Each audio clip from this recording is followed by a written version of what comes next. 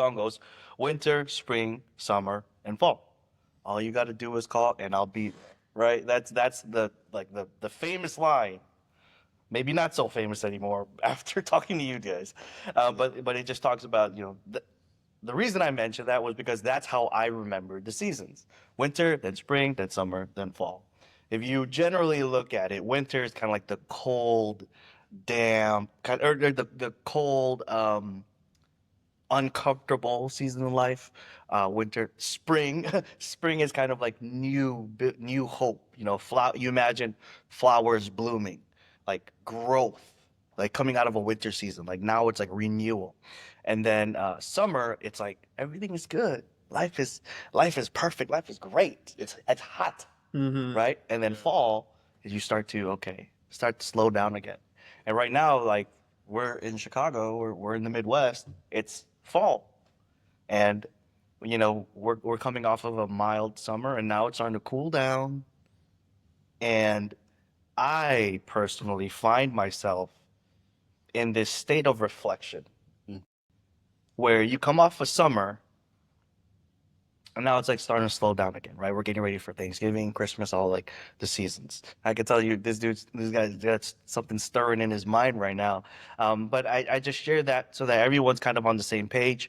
And here, the funny thing is, like that is cyclical, right? In the world, winter, spring, summer, fall.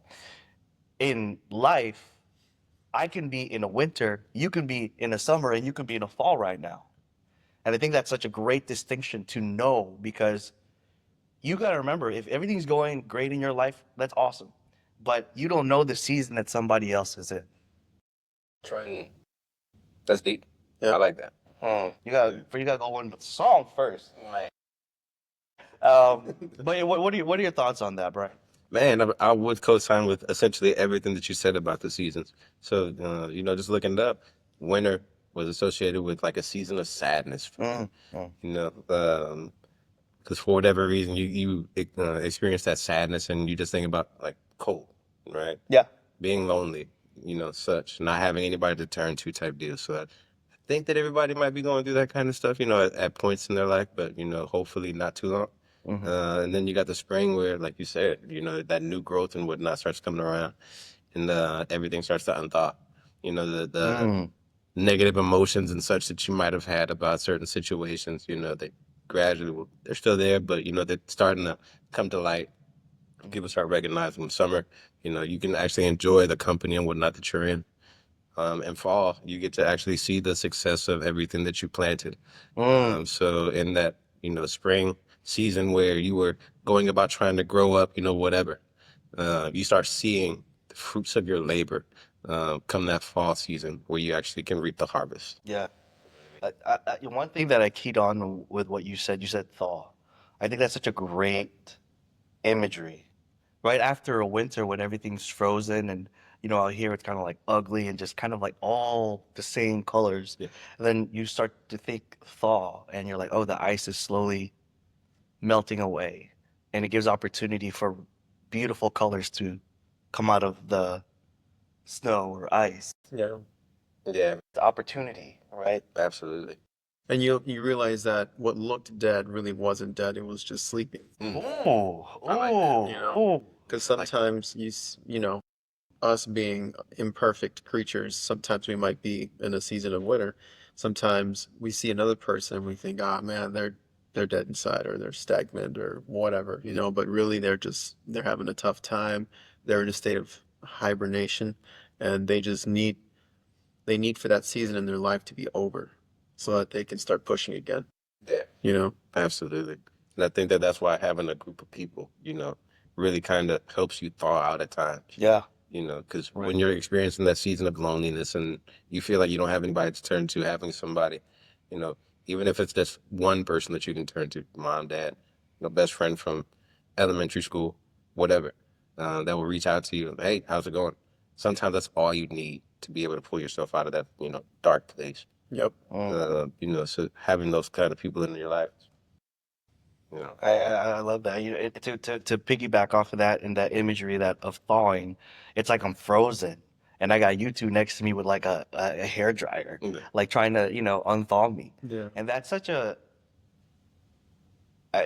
I love the imagery because you have to remember that we weren't made to do life alone, right? It's true. When God made Adam, he's like, oh, he's by himself.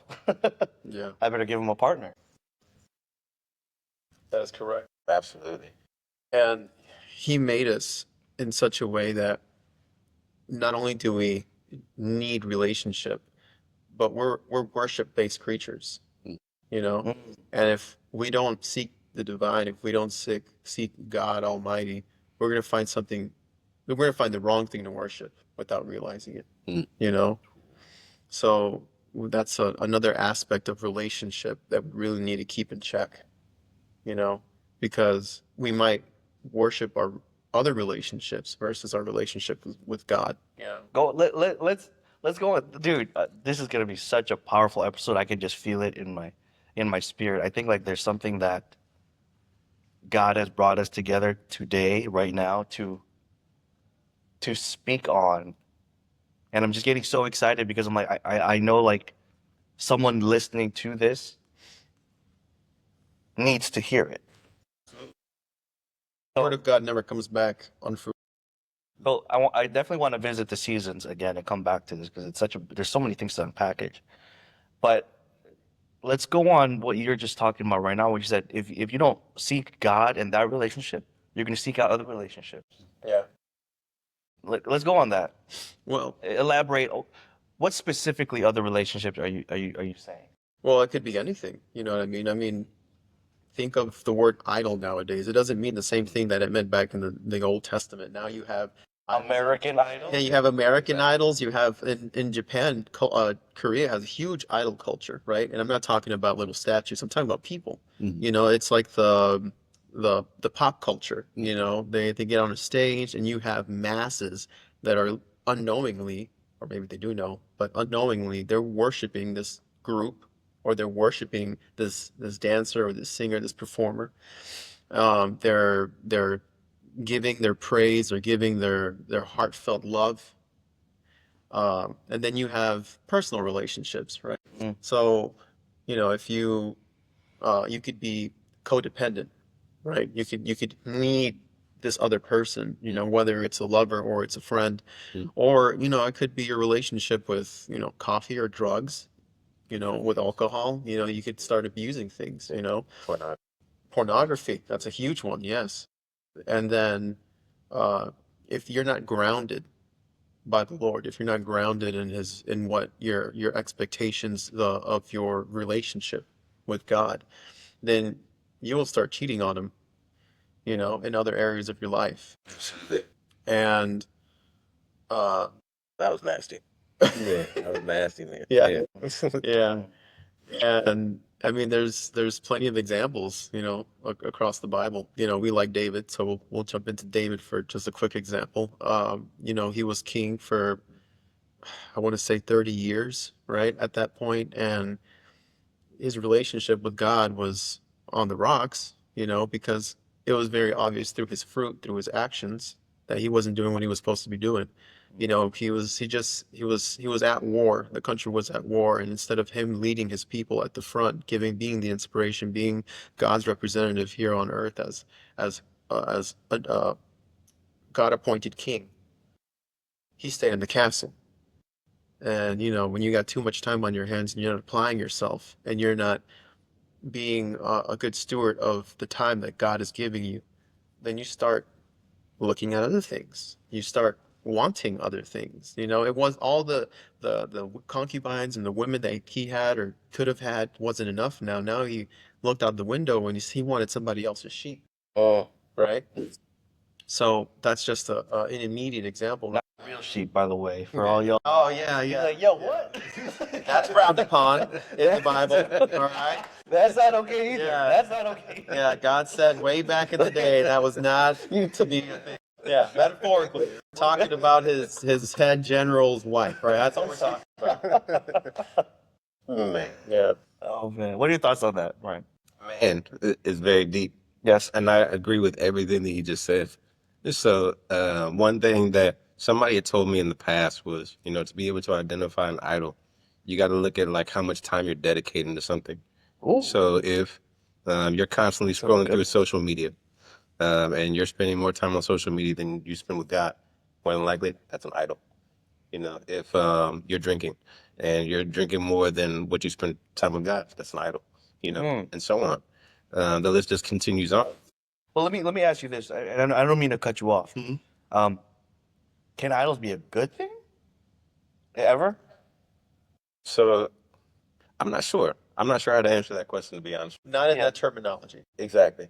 You can have goals. Yeah. God can give you a mission and say, "This is why I put you on this earth." Okay. That's cool. Exactly. But one of the first commandments is, you will worship no other God outside of me, your God, right? So that means you can have no idols. You will have no idols before me. That's literally what that is. So if you start, like you said, devoting too much time, or really, this is how I gauge it.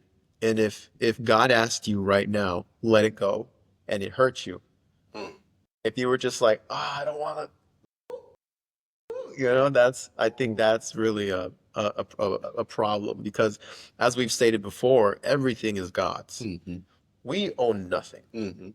We are just here to take care of some of it, to appreciate the rest. And the rest of the rest, don't look at it, don't touch it, let it go, don't mess with it. Alfredo is on one today. What is this? Hey, man. We drinking the same thing? You must have put some Bailey. What's up? I know. Oh, man.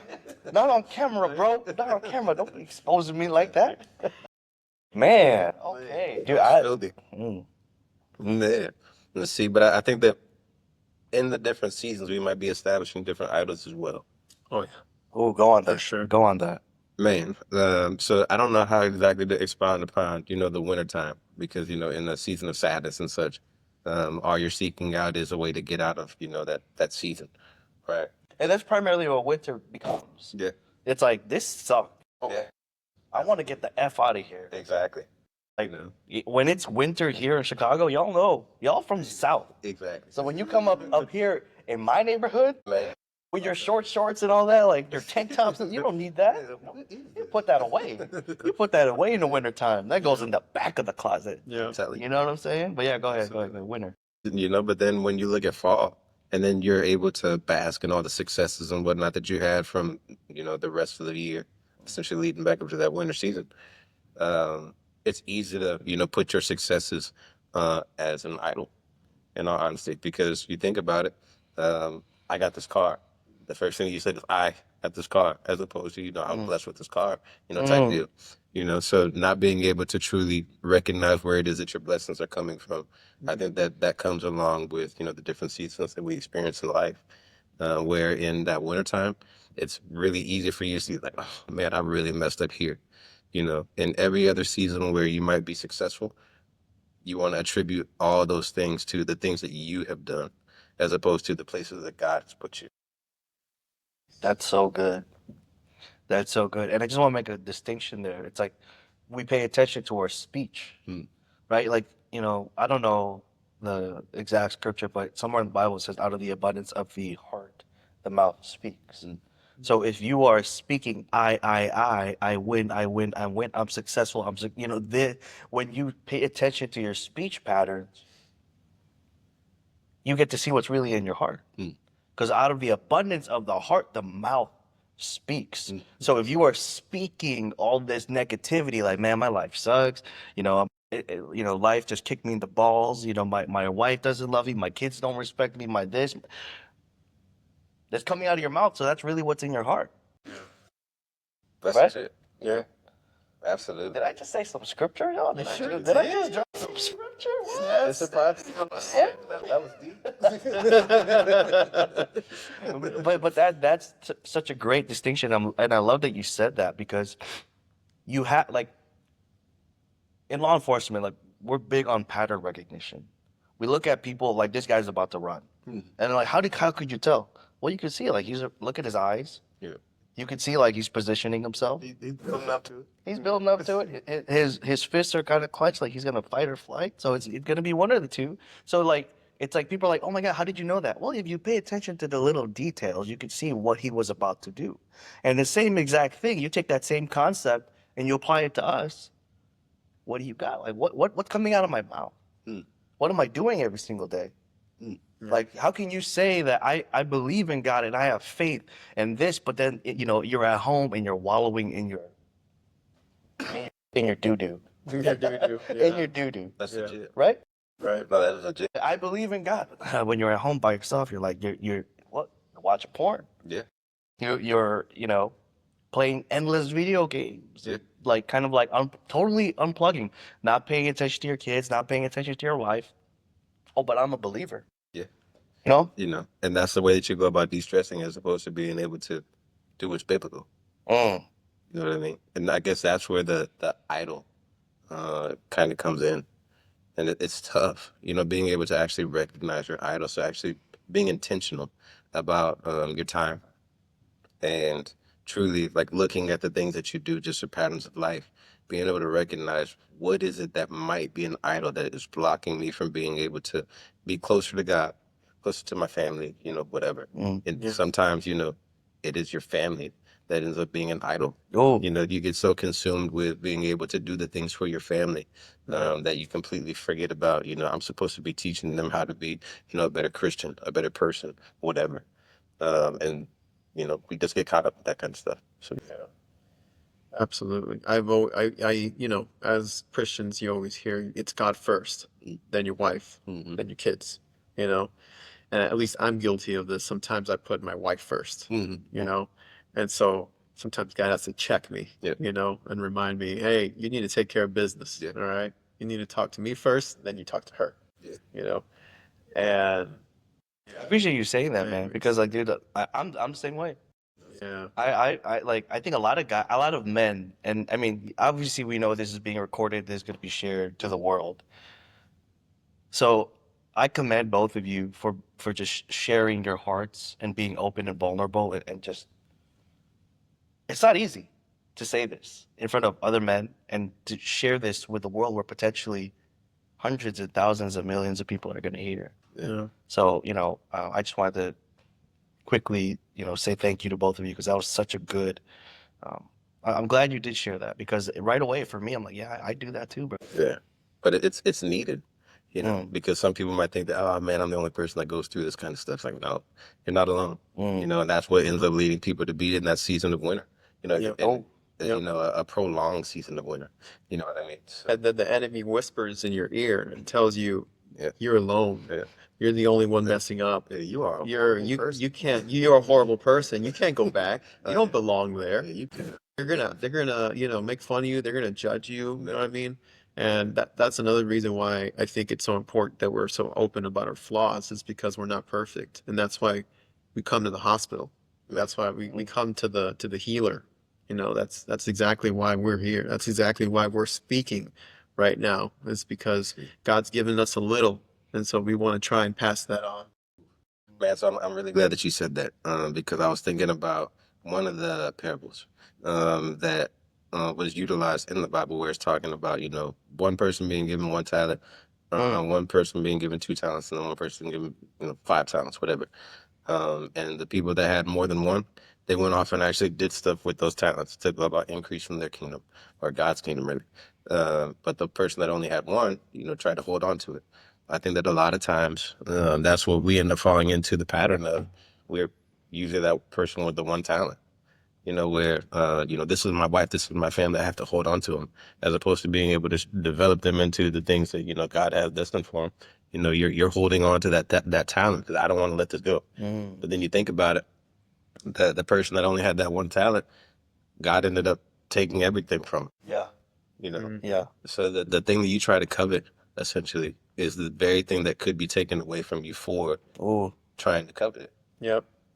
that's so good. It's like what Jesus says, he who loses his life will find it in me, Mm. and vice versa, Yeah. because here you are and you're coming from a place of fear when God has called you to be courageous, and take strength in him. And here you are just holding on to this one thing and I don't want to lose it. I'm afraid, what if, and that's not what God called you out to be.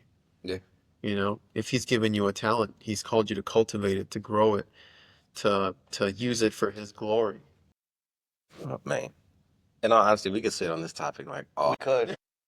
Like that's what dude, I love this and I really feel like God is in the middle of this conversation. Like he's here today. We're obviously in his house. We might be in his bathroom or something. I'm not really sure. But we're in his house. Why that's there. That's why. That's that smell. But Brian, bro. God, come on. But just so we're clear, because this actually was very confusing for me in the beginning when I heard this talents in this specific. It was money, correct? Yeah. Just Then just so because like again, when I heard this first, I was like talents, like I'm like. Being able to, Like, like you can dance, I can sing, I can play basketball. Exactly. Like what is those kind of talents? Like, yeah. yeah, but in the Bible, it was actually talents, as in like the money value, right? Like they turn around and increase their talents, Yeah. their money, Yeah. their master's money, I should say. But I think it definitely goes back to what like your actual talent, Yeah, man. your actual gifts and abilities and skills and Yeah. If you don't work on them, you lose them. yeah. Exactly. And if you bury them in the ground, you lose them. You know, because that's what the Right. guy with one talent did. He buried it. You know, he Exactly. was like, "Oh, I'm gonna put this in a secret place. No one's gonna find it, and I'm not gonna find it either." Yeah. That means nobody got it. Yeah. Fucking heaven. You can't steal it if you. Yeah. I don't even know where it's at. So it's crazy to think about, man. But in all honesty, when you look at like the wealth gaps and such, Mm. you look at the people that have a lot, and a lot of times, they're able to diversify. But the people that don't go about diversifying are the same exact people that end up losing everything and end up coming exactly back to where they said, "I'm never going back there again." You're my neighbor now. That game, 2 years ago was crazy, man. What happened? Yeah, I broke my leg, and here I am. Can't. It's tough, but I think that's one of the things that goes into having a single talent, which is why the people at the bottom, if you will, the 99% end up being like a jack of all trades, but a master of none. Because we have to go about cultivating, a lifestyle for our family, for ourselves and such. And we have to be like extremely creative. So I hate to bring them up, but oftentimes people in prison are some of the most ingenuitive people that I've ever seen. Oh, 100%. 100%. If you could only go about applying those talents and whatnot, in the regular world, Yes. criminalistic type stuff, what kind of world would we have? Dude. Some of the guys that I know that are reformed now, they are they're some of the best mechanics I've ever seen. Man. Like they just have, like you said, ingenuitive, and they might not have the right tool, but they'll get a wrench and a ratchet and make it work somehow. You know how many things I can make with that plastic fork? Yeah. Exactly. You better be careful. You better be careful. Yeah. I'll make a car on that thing. Exactly. So it's just insane to me how that kind of stuff works. But I think that that's also, just one of those blessings from God, man. Not everybody's gifted with that kind of thought process up until you're forced to have that kind of thought process. Yes. And whenever you're forced to do something, when that type of pressure is applied, and like you just from when you're at 0 and then you got to go to 100, you're not gonna hit 100. Just that added pressure, you're gonna crack. Exactly. So like, yeah, 100%. There's so many, like, there's so many men that I know in my life that I'm like, dude, if you just applied yourself, you'd be on Forbes. Man. And I think that the people at the bottom, when you don't have anything, it's so much easier to go about depending on God for everything. You know what I mean? Yeah. Because the people that have everything is like, oh, man, I got this on my own. But then as soon as they lose, it's like, oh, what happened? And then that's when God, if you're listening, please help. And Remember me? Remember? yeah, Remember, exactly. you helped me before. Humble servant. You're humble servant. I come to thee. Busting out the Hebrew and stuff, man. But it's so much easier to go about depending on God when you don't have what it is that you're looking for or what it is that you need, as opposed to when you already have it. God is like an afterthought. It sucks. So that's what it is. Everybody runs to God when they're in need. Absolutely. Yeah. In the high moments, everyone just kind of forgets about him. Yeah. That's we see that example way too often. Yeah. Absolutely. I think that's why there's so many, like, mediocre Christians. It's because I think it's because like once you get what you want, I don't need God. I did this on my own. Right? You may have helped me, and dude, 100% that was me. That was me. I prayed to God, like when I couldn't go into the military because of my other injuries. I'm like, God, please, I just really want to be a cop. I just want to serve. I want to be part of something bigger than myself, dude. I was going to church. I'll put myself on blast. I'll throw myself on the bus. I was praying. I was, going to church. I was participating. I was engaged. The moment I became a cop, stopped going to church. I don't have time for that anymore. Hmm. Yeah. Mm. Yeah. I'm sure there's a lot of other factors too, like your schedule. I'm sure was big. I'm sure you did Oh, for sure. and stuff like And that. that's what I told myself. Yeah. I'm like, Yeah. I'm working midnight. Exactly. You gotta understand. I'm chasing Satan right now, Jesus. We're Exactly. cool. Like, Doing your work. I'm doing your work. Yeah, I'm doing God's work. We're good. We're good, right? Like that counts for something. Yeah. Man, so I think that really leads us into one of the points that you wanted to talk about with the lone wolf mentality Oh, Mhm. versus the community. Mm-hmm. And I think that lone wolf is that person that, when everything is up for them, it's very easy to just run away. Where in that community, you have to go about depending on one another. So oftentimes you hear about in the church, specifically, when you have somebody that's struggling internal to the church, how funds and everything else is pulled together to be able to help that person out of whatever tough spot they're in. mm-hmm. But that lone wolf doesn't have anybody that they can depend on. You know what I mean? So that it's just 10 times harder for them, and it starts going to the extremes. Like if I don't have it, Angela has it. Do the handshake. Why is he throwing up the X at me? Like, what's that mean? What's that mean? To add on what you were saying, though, Brian, I think in Timothy it says that, like, I'm trying to remember the exact words, but essentially that two is better than one. Mm-hmm. Because if you were alone and you fell and couldn't get back up, who was there to help you? Mm-hmm. Um, and there's other examples in the Bible of community, and that you should be surrounded by other godly people and the church and things of that nature.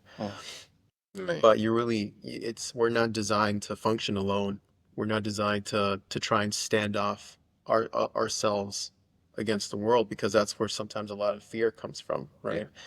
Um, like the famous battle of it's not the 300, but essentially it was a prophet, and he was it a prophet? Oh my gosh, I'm not remembering correctly the story, but there was a character in the Bible, and he was terrified, afraid, because he thought, oh, look at this giant army, and we're here, uh, just a couple of us. There's just me. I'm alone. We're all gonna die, and then I believe the prophet prays for this other individual, and he says to open his eyes, so he can see what's really going on. And so when God takes the veil, the spiritual veil off of his eyes, he gets to witness all the angels.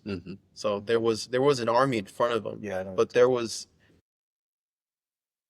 there was divine power that was backing them up, and I think that's what we also lose a lot of sight of, is that we're not really alone. Sometimes the enemy wants to confuse us, right, and tell us you're alone, you have nobody. But really, that's not what God promised. He said, I'm with you until the end of the earth.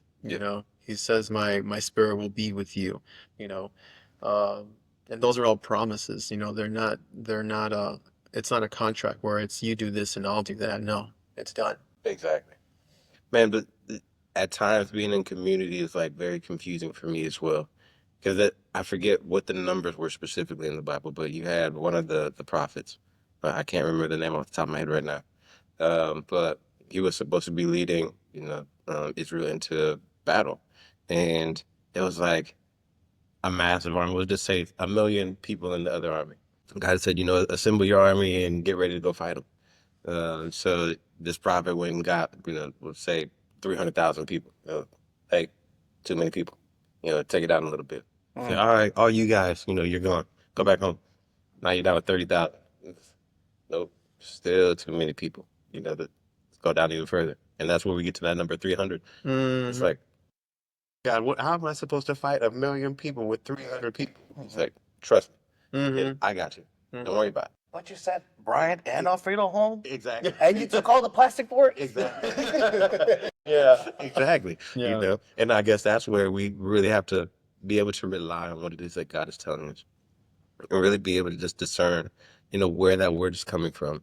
Because oftentimes for me, um, I like to think that God operates through the people that I associate with.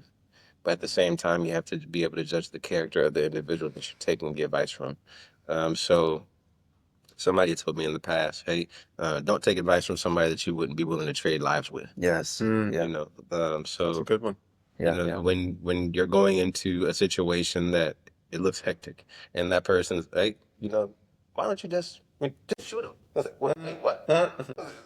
How do we get from here to here? Yeah. How does that work?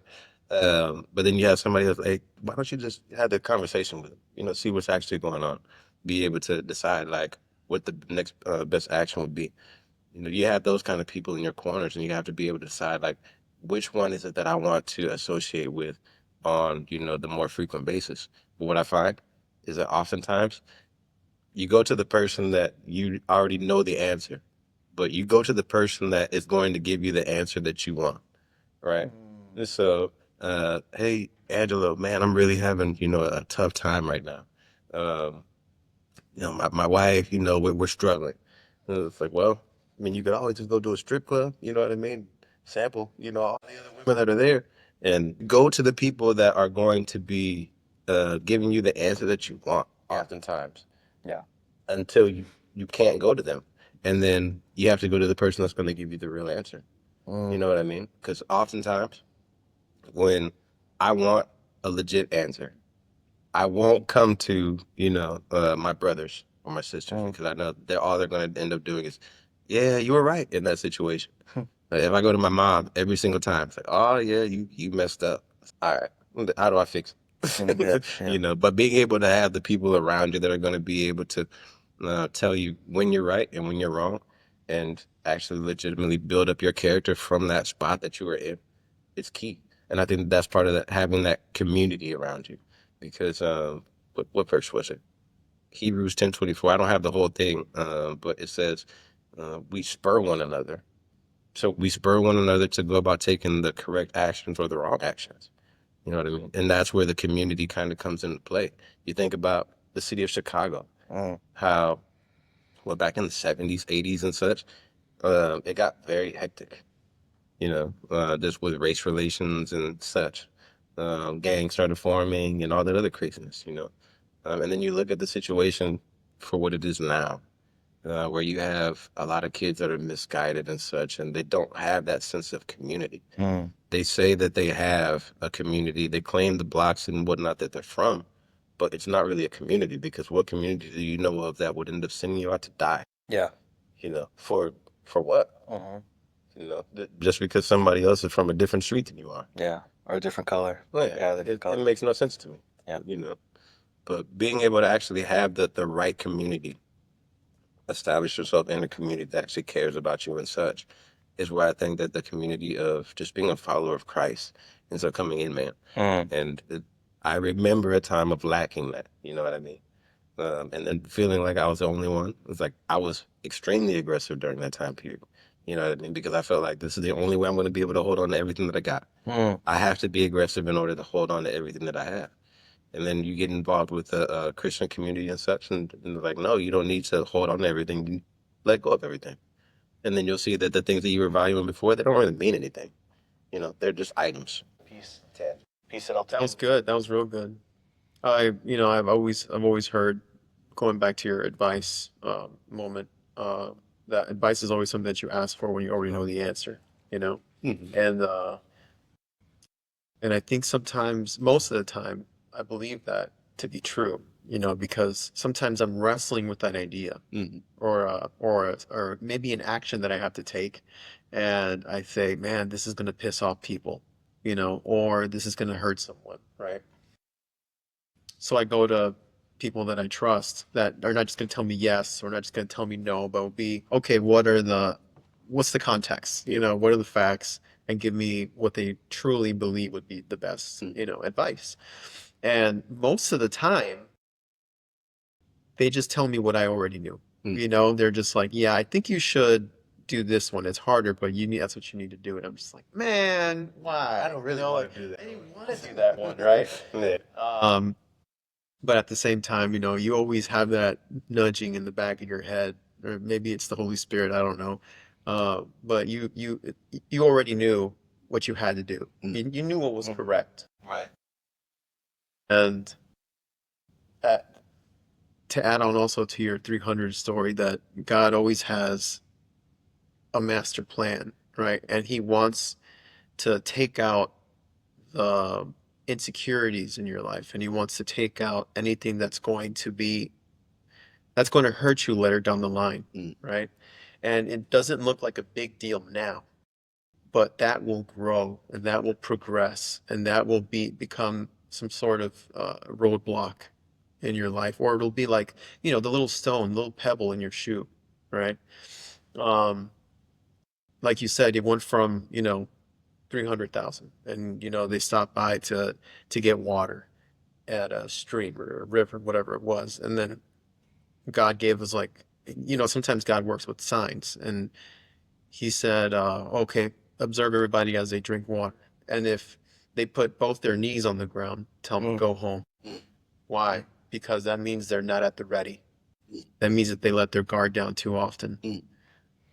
Um, So yeah, the people that put both their knees on the ground, and they had to go home. You know, everybody else that just put one knee on the ground to drink water, and they were still vigilant, they were still observing, they were still cognitive of the fact that we are at war. We have to be ready. Yes, I need this water right now, but I'm going to do it carefully. And then the next, you know, stage of that thinning off was when uh, well, actually, I think this was the first stage. You know, I can't remember who it was, but the person gets in front of the the army, and they say, "Okay, whoever's afraid, leave now." You know why? Because that fear will spread between the individual to the other person, because we spur off each other, right? So if you have Angelo, who's courageous and ready to go, and he's got a fire for God, you know, and I'm over here afraid to speak out, and I'm afraid, you know, to go to war, and I'm afraid I'm afraid that I'm going to lose the life that I have cultivated for myself, I think, here on earth. Well, that might affect him. So God says, if you're afraid, leave. Right? Because we're at war. We can't have fear in the middle of the troops. So yeah, we might not understand why God takes things away, and it might be something simple. It might be the smallest thing, but we don't realize that later down the line, that's the reason why we fell. That's the reason why we died. That was filthy. Oh man. The little details. I'm telling Seriously. I just touch it as osmosis. All right. Wait. Well, I mean, that's so good, you know, like we spur off each other, and that's such a key thing. And those are all the benefits of being in a community, having a brotherhood, being in a community like this, in a group, in a team like this setting. So let me ask you guys this: why don't we men have that? Not enough. Why don't we do that enough? Why don't we have more men around us? Why aren't we more purposeful about surrounding ourselves with like-minded men? Why? I feel like there's so much more lone wolf thinking than, dude, I need to talk to Brian Dalfredo about this. It's a lot of it's like, nah, I got this. I need to figure this out. And you actually called me out on that. Remember that? No, You called me out on that one time. I did. We were having a conversation, and you're like, why do you see yourself as a lone wolf? Oh Because yeah. I'm like, big dogs go eat, you know? Right. No, but you called me out on it. You're like, why do you, like, something about, I think we're what? sitting right over there. Yeah, you said something like, why do you see yourself as a lone wolf? Why don't you? You know? Yeah. And that's a real thing that I'm beginning to be better about now. And part of that is because I have you two in my life that I can talk this stuff with. Like, It's one thing that when I'm solving things, going through, like I look at like each of us is like our own filter system. I have this thought. I put it through my filtration system. It's being processed through my experiences, my memories, my knowledge, all this stuff. And then I come out with something different. Mm-hmm. But if I were to take that same package and process it through Alfredo, it's going to come out different. And I take that same process, put it on you, it'll be different. Mm. So the beautiful thing is, as we're having this conversation right now, and even as the listener or read or watcher or whatever, um, we're each filtering it through our own set of knowledge, experiences, systems, and stuff. So in the end, the same raw materials may have came in, but the packaging will be different in the end.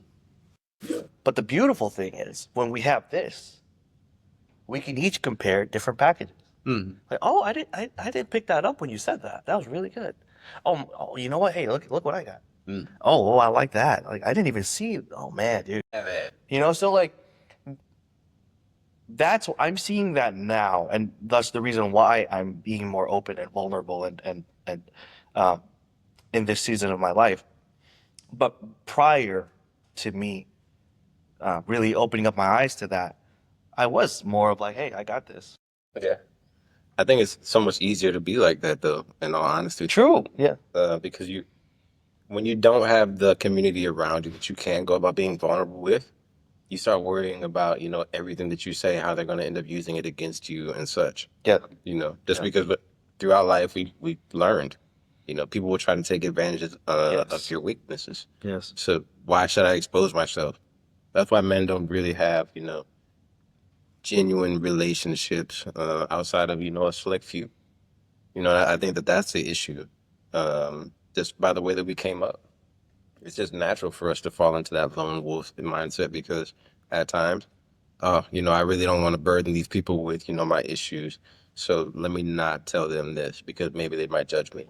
While the whole time, if you told that person, what the issue was, they might even love you even more. Mm-hmm. You know what I mean? So it's difficult to go about being a man in society now because you're not allowed to be vulnerable. Yes. I guess they're trying to change that along the ways now, but for the older generations, it's tough to be vulnerable because you're not allowed to show any kind of weakness, even in your family. You know what I mean? You end up having to pay for everything and such. And then the moment that you break down, because, I have to do all this stuff, and it feels like the weight of the world was on your shoulders. The moment that you can't go about handling that kind of stuff on your own, you feel like a failure. Yeah.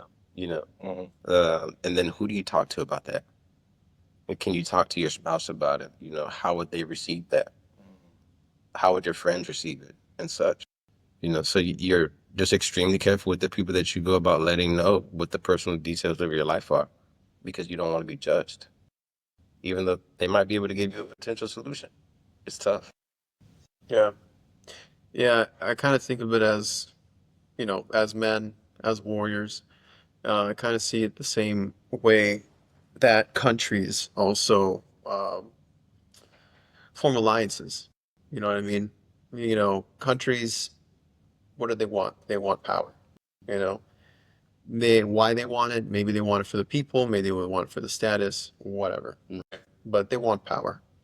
And early in days, it was a constant struggle back and forth to figure out where is the line, especially if you're a neighboring country and one country invades the other one invades the other. Mm. So we're always trying to it's a free for all for the resources. Yeah. And the way I see it is you will never become allies if one of you isn't vulnerable first. If one of you, if there isn't some sort of agreement to a ceasefire, if there isn't some sort of agreement to sending politicians or ambassadors, and there's no agreement to lower your defenses, be vulnerable, and work together, you'll never have an ally, And it always takes the bravest person is the one that does it first, because if I lower my defenses here, there's a chance that they might just say, all right, everybody roll in, or the other person might say, I never really wanted to fight to begin with, maybe I kind of wanted to just, it would be great if we could just help each other out. So you never know what the other person is thinking, but if you're in a position and if you have the strength to be vulnerable first, to show that the other person you mean no harm, and try and make an alliance, make a deep bond, a friend, Yeah, to try it. absolutely. Man, another issue that I think that we bump into just as human beings is being able to, put people where they truly belong. Because I believe that even with relationships, at times, they have seasons, right? Yeah. And some people are only in your life for a season, right? So if you try to carry somebody that was only supposed to be in your life for a wintertime into the spring, summer, and fall, they might be dragging you down. So being able to truly, depict where that person is supposed to be falling in your life is crucial. Otherwise, you might be holding yourself back. Yeah. There's a pastor out of Texas that Pastor Keith Craft, and I love his content. There's something that he said a while back that just stuck with me. He said, "People come into your life for three reasons: a season, a reason, or a lifetime. Mm. Are they there for a specific season? Are they there for a specific time frame? I'm in a winter time. I need someone in the summer to heat me back up and get me out." Mm. And maybe that's all that God meant them to be for, and that's okay. That is. That's a season, a reason. Hey, maybe you're brought together to do something, to do one thing, or to create a movement, something longer. I don't know. A season, a reason, or a lifetime. Lifetime's easy. My goal now in this season of my life is to build these lifetime relationships. Is to align myself with men that I can do life with. Absolutely. Not just a season or a reason. Because prior to all of this, when I was just entrepreneurial, business minded, if you weren't in there for a season or a reason, you were out. Really, if we're doing business together or if you're a client, only reason we're going to talk. If not, peace. I don't have time for it. You have nothing to talk. Right. And that was just me driven, so ego driven. But now I'm like, okay, where are my lifetime relationships at? And I pray that you two are both of them. When I'm sitting here with you guys and we're able to have these type of conversations and be real, I'm like, I told you guys before after we went to the range, I'm like, I see you guys as my lifetime homie. Yeah. And I pray that that's what it is. Amen. Whether it is or not, that's not up to us. Yeah. It is, but it isn't, right? Like, it's up to us to nurture that. But it's also like, all right, God, if this is my lifetime guys, and these are my lifetime guys. Yeah. But those are the people, a season, reason, or a lifetime. The better you can try to distinguish your intentions with people, your intentions with the relationships you have with them, the faster you can distinguish that, the better off you'll be. Because just like you said, is this person in my winter time? Like, I just need them for the winter, or God brought them into my life just for my winter, but I'm trying to take them into my summer. What's the engagement version of like an engagement ring for your bros? Do I go buy one? We're just like, no, bro, this is for life. You don't buy a ring, right? So like, what do you get? I think it's just a natural progression, tattoo. You get tattoo. Preferably the one on the lower back. Oh yeah. Initials and such. Yeah. Yeah. You still got space back there? Oh, yeah. Some laser removal. I can make that B into a P easy, no problem. Or a P into a B. Really great cover work now. Yeah. I got a guy for that. Don't worry. No, but that's so cool though. Like, like to have men that you're just like, I'm gonna do life with these dudes. That's it. Yeah, man. You asked a question earlier that we didn't answer, and it was, why do you think we don't have? Why do you think nowadays a lot of men don't have a circle of other like-minded men, right? And I don't mean men that it's just an echo chamber and, the sky is purple. Oh yeah, the sky is purple. Yeah, you're right. I'm talking about guys that build you up, guys that will call you out on your stuff and say, hey man, you need to work on this, or hey, you're doing a great job. Not just yes men. Yeah. Yeah. And people to do life with, let's go bowling, let's go have a drink, let's go Bible study, whatever. Or have a drink and Bible study. Yeah. Or that. Don't know what's gonna happen there, but yeah. Right. So why is that? You know what I mean? Like, and I've contemplated this myself, right? Because uh, I have actively tried to keep people in my life sometimes, right? Mhm.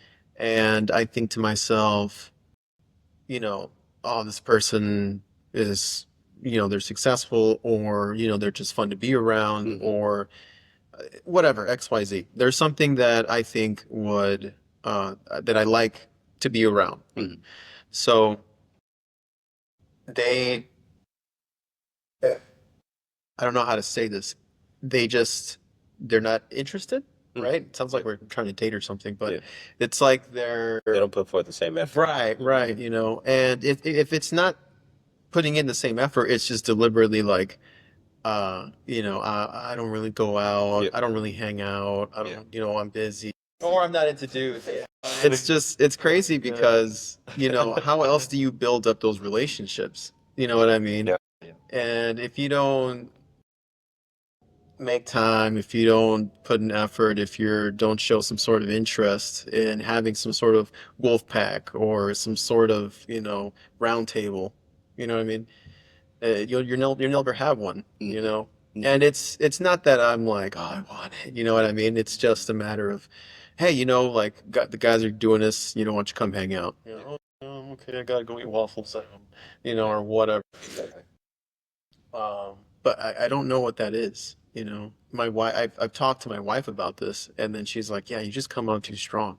And again, it sounds like we're trying to date, And she's just like, I was just trying to wrestle with him, babe. yeah, yeah. He didn't want to wrestle. Yeah. You slapped my hand away. It started getting weird when I took my shirt off. Yeah. How else are you supposed to wrestle? I don't want to get my shirt dirty. It was my favorite shirt. I didn't want to get dirty when we were wrestling. Tough. Yeah, get trusty. Only reason. But it's so. And this is what I love about this relationship. We can joke, we can talk serious, and then like it just flows. And I have that with each of you guys. And like that's where I'm like, okay, cool. I mess with these dudes. They're good guys. Yeah, man. But to piggyback off what you were just saying, I think it's because we just don't know how. Like, how were our dads with that? My dad had no friends. Well, here's the thing, and we'll come back to that. My dad's actually super friendly. Like, I wish I had a friend like my dad. Yeah. Because that dude shows up for his friends. Like, I've even told him straight up, like, "Bah, you're doing too much, man. Yeah. Like, for real, you're gonna drive all the way out there to do that." Yeah. But like, that's just how my dad shows up. Yeah. For whatever reason, I'm like, "Why you do that? Why you doing all that?" You know? And then for what you just said, your dad wasn't like that. Yeah. No, well, don't get me wrong. My dad was friendly, Yeah, but he had no friends. Yep. Like, my entire childhood, he had one friend that I knew of, right? And I probably saw him maybe 3 times in my lifetime. Man. Yeah. He had one friend. So that's your godfather. Well, yeah, that's funny. That wasn't even my godfather. I probably saw that guy more than I did my godfather. Wow. Yeah, I saw my godfather once, which I got some stories behind, but That's next episode. Next episode. But yeah, it's so weird to me because my father was also an extremely paranoid individual. Like he was distrusting. Maybe not paranoid is the right word, but distrusting of everyone. And maybe it's the way he grew up. Maybe it's where he grew up. He grew up in communist Guatemala in the 20s. You know what I mean? So he had to flee there at some point in time. So maybe he grew up with this, I don't know who to trust, 100%, right? thing. It's a huge factor. Yeah. And so when he came over to the States, maybe that transferred over. And then he would always give me these warnings, about friends. Because, obviously I had friends over and, whatever. And he was like, you have to be careful with friends. Yeah. Once the liquor, runs out, they leave. And I'm like, what? What are you talking about, Dad? I'm 7. Finish that bottle and I'll show you. You know? Drink up. Yeah. I'll show you exactly. Yeah. And so it gave me glimpses of like the type of relationships he used to have before he came to Christ. Mhm. You know. And so No, that's legit. Man, very social. Okay. Yeah, and I think that was the issue. I've never been somebody that likes to be in like a large group. I want like a small, intimate group that I can actually have like meaningful conversation with. Right. Right. You know, as opposed to you know, just drinking it, then getting back home and just feeling like, what did I accomplish? You know what I mean? Yes. Yeah. So I'd rather the more intentional style relationships, where he was a lot more social, and it seemed like that's exactly what it was. Like, be around all these people, and then finish up, and then it's like, what you get from that. Mm. So I didn't want that for myself. You know? Yeah. So yeah. It's funny you say that. It reminds me of like all the parties that I've gone to when I was like a teenager and stuff like that before I got married and had kids. Now parties are much more meaningful, but it's crazy how you can be in a room surrounded by people and still be lonely. yeah, You know what I mean? absolutely. Yeah. Dude, It's legit. Yeah. that's Yeah. the story of my life, bro. Wow. Especially, yeah. I mean, I like when I was going through my retirement with the PD. You know, that was what I did. Yeah. We would be at family parties. We would be at these social events. And I'd be laughing, like, yeah, sure, you know, cracking jokes and stuff. But deep inside, I was just hurting. Yeah. Like, I wanted to tell someone so bad how I felt, Yep. but it was fear of, oh, they're not gonna get me, Yep. or it was fear of like, damn, I gotta explain my whole story again, Yep. and I just that route was so much more seemingly exhausting Yep. than Makes being around. right, yeah. Yeah. Just hey, let's crack a joke. You know, I'm good at deflecting. You know, Yeah. and that's what I really leaned into. In that example of like feeling like you're the only one in that room. Yeah. You know, and yeah, man, like yeah, that hit when you said that. I'm like, yeah, that's true. I get that. It's legit. Like, I like the advice that your dad gave, because I mean it's legit. Like, when the wine does run dry, you know, who is still going to be around? You know, it's valid. You know what I mean? Because you do have those friends that would come around for the good time, but when you actually need them, absent. Mm-hmm. You know, so it's very valid. It's tough. And, you know, as you grow up, you realize who are your real friends first of all, Yeah. and second of all, who you can have those really deep conversations like, I need you right now. Yeah. Like, you know, you just show up, and then they're gonna be like, anyways, you know, let's talk about Super Mario Karts or whatever, you Yeah. know. Absolutely. And so it's, you know, who you can be in your summer season with, and Yeah. who you need when you're in the winter season. Exactly. That's it. And, you know, I'm curious to get your guys' opinion. I think as a friend, like, I'll celebrate your wins with you. Like, of course, I'm happy for you, but I feel like now that we're talking about it, I call me when you really need me. Mm. You know what I mean? Yeah. Like, does that sound bad? Like, I'm not trying to be like, don't call me ever. I'm just saying, just No. like, I'm here when you need me, any time of day or night, both of you. Yeah. And if it's wins, cool, I'm happy. But like, you know, like I may not have the time for it. Yeah. But if you need me, I am there. Yeah. And I think like like I think we have to be okay with saying that out loud. You don't have to be the friend that's always there every single time. Mm. You actually have to respect how God made you to be as well. Because you don't have to be the yes man friend. Hey, let's go out. Okay, yeah, no problem. Hey, let's go here. Okay, yeah, no problem. Let's go do this. Like, Yeah. and you're just spreading yourself. You're saying yes to everything. Yeah. Like so you have to be able to say no to the right things, so you can say yes to the right things. Mm. And when I say no to things that are, you know, of no real substance, I can say yes to when he messed his hand up. Yo, you okay? What's going on? Exactly. Or this guy like, hey, I just landed this huge business deal. Hey, good job. And that's like, Exactly. That's legit. Drinks that for. yeah, right. Like I'm like, Yeah. cool. Like, I mean, not that it's a bad thing, but I feel like as a friend, when you need me, I am there. But I may not be your first response of like, like, hey, let's go out and have a beer, or let's go. I'm like, maybe if we got it, if there's time, sure. Yeah. But we all have kids and families, and when we give to all these different things, and we see what's left over for us, I cherish that. Yeah. So just knowing the type of friend you are and being okay with that. You don't have to be like the answer to everybody's problems. Yes. Like you got to know the tool, Mm-hmm. your specific gifts and tools that you are made for, and capitalize on that. Mm. You don't have to be everybody's solution, and that's okay. When you first said that, it kind of conflicted with me, right? Mhm. But then I really thought about it, and I was just like, no, you're right. Mm-hmm. You know, you do have a life outside your friends. Obviously, we all do. Um, but the reason why it conflicted with me at first was because I have a very small circle of friends, right? And out of that small circle of friends, I might go out with maybe three of them, maybe three of them, right? And most of the time, it's one of them, Yeah. right? And so, That's the guy you wrestle with too, right? yeah, it's the guy whose name you got to compete with on that. But anyways, and the reason why I wrestled with that is because whenever one of them says, "Hey, I'm in town," or "Hey, let's go do this," my immediate is yes, right? Exactly. Only because one, I don't see them often. Mm-hmm.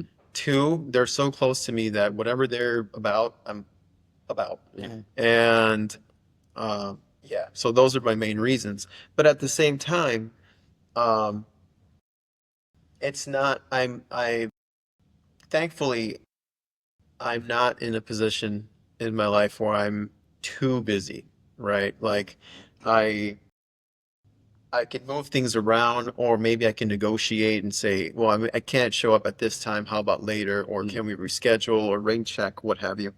Um, but you're absolutely right. You can't say yes to everyone. You can't say yes to everything. You can't. It's impossible. Yeah. Because you have one, right? Imagine if you had three of those, and you're saying yes-ish Yeah. to like a couple of them. Whenever that one shows up, that's like not really here. Mhm. Like you're spread thin. That's how I see it. Exactly. I wonder because I have groups of friends where they have whenever they hang out, I mean they fill up a room. Yeah. Like they fill up this room, you Yeah. know? And I'm like, how do you manage all those relationships, first of all? Second of all, how do you have so much money that you could just have people over all the time, Yeah. you know, and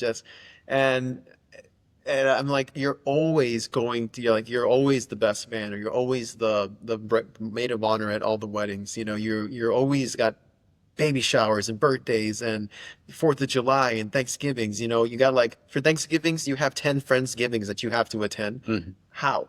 How do you manage, man? Like I have my families and I have a Friendsgiving, and for both of them, I'm just like, I'm glad that's like, I'm glad it happened. You know what I mean? But I'm glad that it's over because it was a lot of it's a lot of prep. You know, especially if you're hosting, Yeah. forget about it, man. Absolutely. Let's see. I don't know, because I have been that person that wanted to have like the room full of people and whatnot.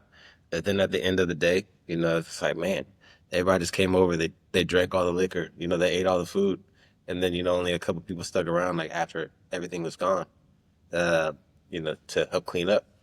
Yeah. This kind of sucks. Yeah. Oh, dude, I know. So that's really when the meaningful relationships really started. Like, all right, you need to scale back a little bit, and started like being intentional about the people that I was hanging out with. You know what I mean? Yeah. I think that at times we do need to go about making time for ourselves. Yes. You know what I mean? Because it's like you said, if you take time to manage everybody else's crises, then you're not really taking time to manage your own. Because we know that everybody's experiencing something at any given time. It's just the level of what they're experiencing. But managing everybody else's crises, you're inheriting some of their feeling and such. Yes. And then you're putting that burden on yourself. And then you never really have the time to go about dealing with what it is that you're experiencing. Yeah. And then everything just compounds, and you get to that moment where it's like, I can't do this on my own. Yes. Or you have just that physical/mental breakdown. It's like, dude, I'm done. Yeah. And then who can you turn to? Yeah. Because when you start calling people, if you don't have the meaningful relationships, they close you off. And then you feel like you're going through everything by yourself. You know?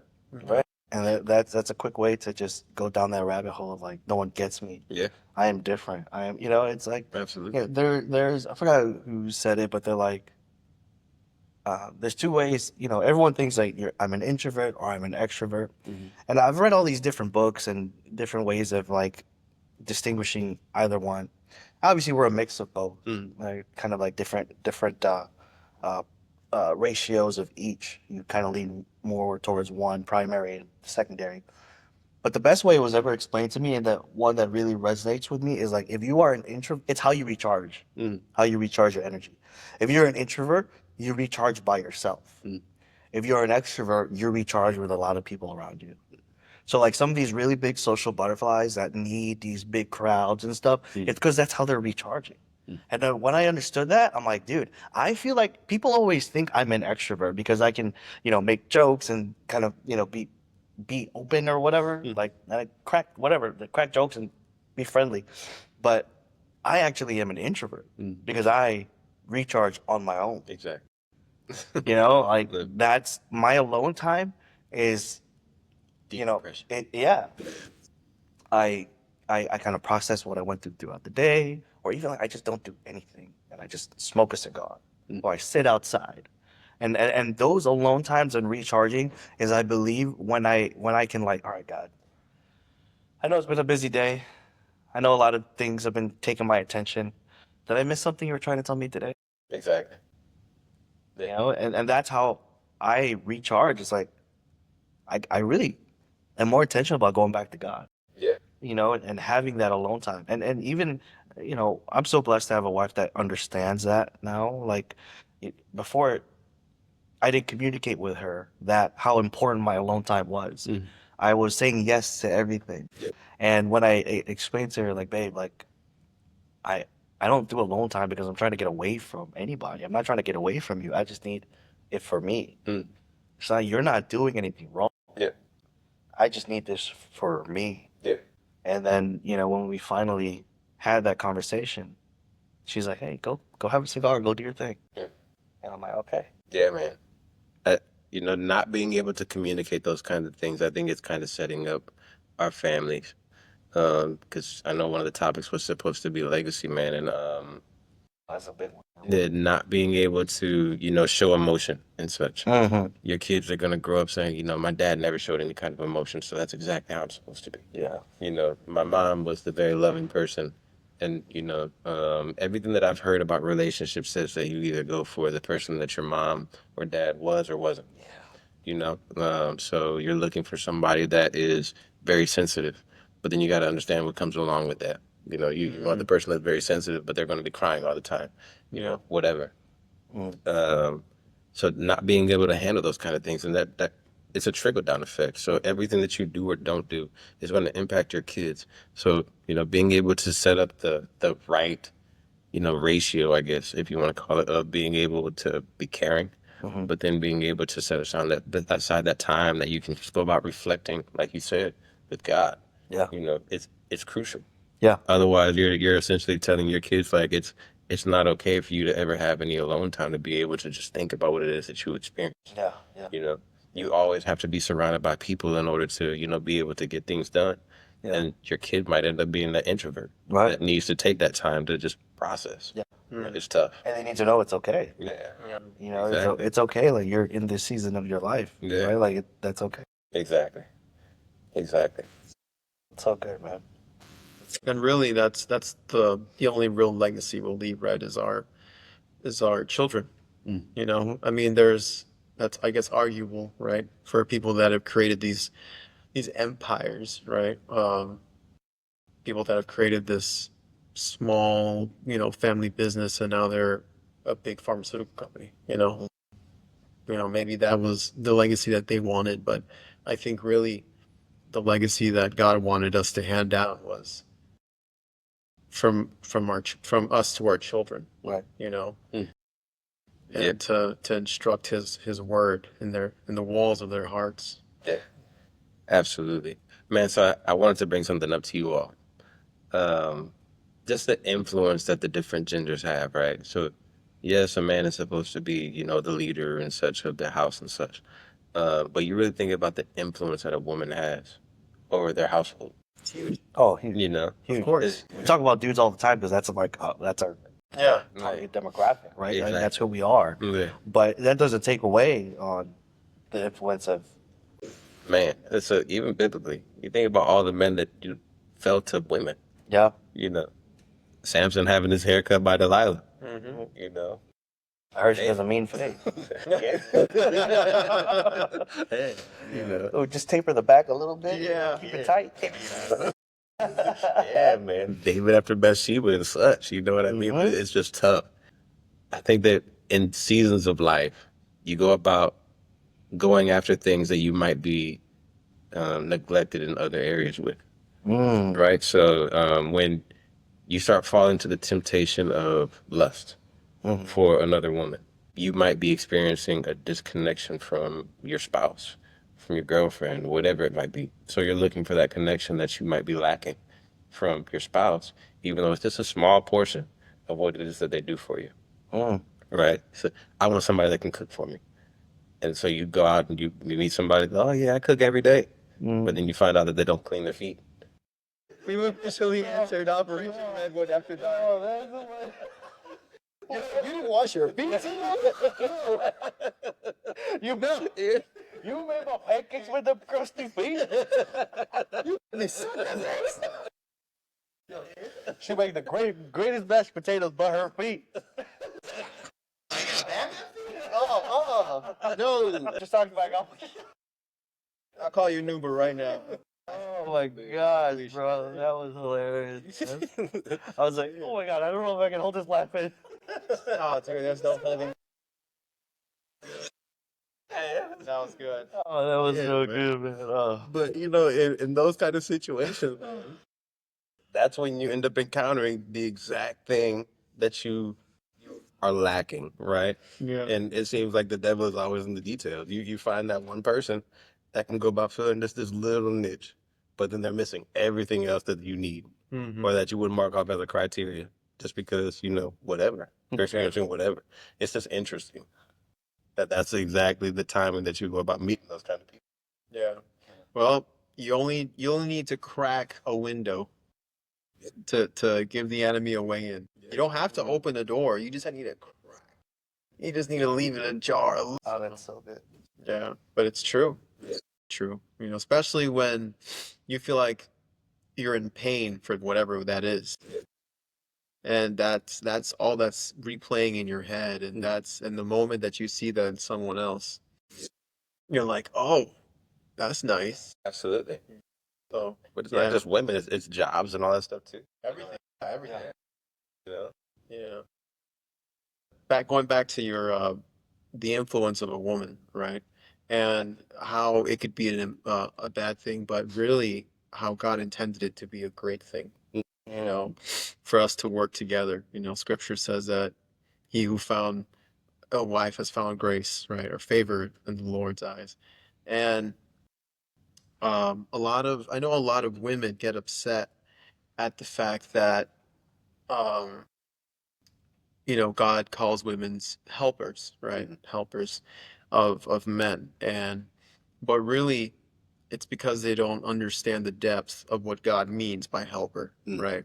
So if you look at the Aramaic that was the actual Aramaic word that was used for helper, right? It's a word that God uses throughout the rest of the Old Testament for himself. Yeah. Like it's a word that God uses as helper for himself. It's a word that God uses for helper for someone that you would be unable to do XYZ without God at that point in time. That's the word. That's the amount of power that God gave women. The amount of influence that God gave women. Yeah. To reference to them as if in a word that he also uses to reference for himself. It's not a lonely thing. It's not a servant thing. God's not our servant. God he serves us out of love, and yeah, absolutely, just the way that we serve each other, the way that we serve our wives, our kids, but they are not our masters, right? And so that's something that I feel a lot of women need to understand. I know, like I said, plenty of women get upset at that word helper. I'm not any less than him. No, you're not. No. That's not what God meant when he said helper, you know? Wow, that's huge. It That's is, huge. man. I heard something similar when you said that. Like, I believe the original meaning of blessing was also something that only God could provide. Mm. So like that totally helper and blessing were definitions that God originally meant, but has been diluted over time. We look at blessing now, it's like better house, better car, better job, more money, whatever. $100. The $100. Thank you, Lord. That's a Won't he do it? blessing. Won't And he it do is. It is, right? Absolutely. But God's original meaning for blessing was something that only He could provide, Mm. that myself with my own two hands could not do without Him. So that was the blessing. But to us, it's like, oh, thank God, I got blessed with the coffee. Alfredo blessed me with coffee today. No, I was a helper. No, but yeah, it's just so interesting, and I would love to dive into this topic next time on like a deeper. Hey, what's the role in women, right? We shouting out all these dudes, Yeah. but there is a huge importance, just like what you're saying, to women, because I always say I accredit my dad to giving me this warrior mentality, this warrior identity, but the truth is my mom is the one that gave me faith. My faith comes from my mom. Mm. So yeah, I would love. Oh, that's such a great topic for next time. So y'all better subscribe to the newsletter, because if you don't, you're not gonna hear that episode. Hello, I'm just kidding. I'm just saying, kind of, sort of. We'll think about it. We'll figure it We'll figure it out. We'll figure it out. But any last words? We talked about a lot today, and these are so fun. I love when we can do this live because of this right here. It's like a comedy show slash like some when you guys go off and start preaching. I'm like, hey. Um, any last words for the listeners? Because we did talk about a lot, but what's your big takeaway from today, and what's an actionable step? Because I want to start wrapping these up with something that they can do now, regardless of the season or place you're in life. What's something you can do today and apply that right off the bat? I'll get things going. We talked about being among other men, having these key relationships. And my tip for you guys today, if you don't have that, if you don't have these key relationships, these lifetime relationships, be the friend you wish you had. Be that type of friend. And then you will find those type of people. Be it first. Don't expect anybody to come save the day for you. Be that first. Lead by example. That's for me. That's what I got. Absolutely. So mine goes along with that. Just being intentional in the things that you say and do. So letting your yeses be yeses and your nos be nos. Yeah. So Integrity. absolutely. Not saying yes right off the bat to something that you might regret later on in the future. Being intentional about the time that you spend with people, making those relationships meaningful, and really being able to recognize what seasons slash whatever you want to call it that somebody is supposed to be taking up in your life. Be more intentional. Good. I don't know why. This is just something that when you said, actions or takeaways, and the first thing that came to my mind was, whoever's listening, I don't know who needs to hear this, call your parents. All right, tell them you love them. All right, let's just start there. Right, one of the commandments is honor your father and your mother so that you can have, prosperous and long days. Right. I don't know what's going on there, but call your parents and tell them you love them. Really good. That's all I got. That's all I really have to say. I don't know why. Wow. The rest takes care of itself. The rest of it. Maybe they got some good advice for you. I don't know. Someone's gonna hear this today or whenever they hear this recording and whenever we post it, and they're gonna call their parents. It could be something. Yeah. Yeah. I can't wait. Hopefully, we can get this out sooner than later. I think that's such a powerful word. That dude, this is gonna be like a testament to God's power in this. Mm. Like you called it out, and there's that seed that's planted. And there's my mentor said like there's always a harvest whenever you plant seeds. Mm. What we're doing with this podcast, what we're doing with Operation Redwood, all these things that we got going on, we're planting seeds. So I'm really curious and excited to see what harvest comes out of that seed you just planted. You All know? right. We'll know one day. Yeah. Maybe we won't. Maybe we Maybe we won't. maybe we won't. That's Maybe we okay. will. Maybe we won't. Right? Like you listener might not ever tell us what happens, but you know what?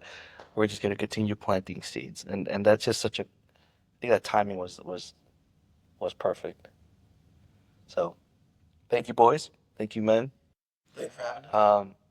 So clean your feet. Yes. Clean your feet. That's correct. That's gonna be the title of today. Yeah. Clean your Clean your feet. Really, really.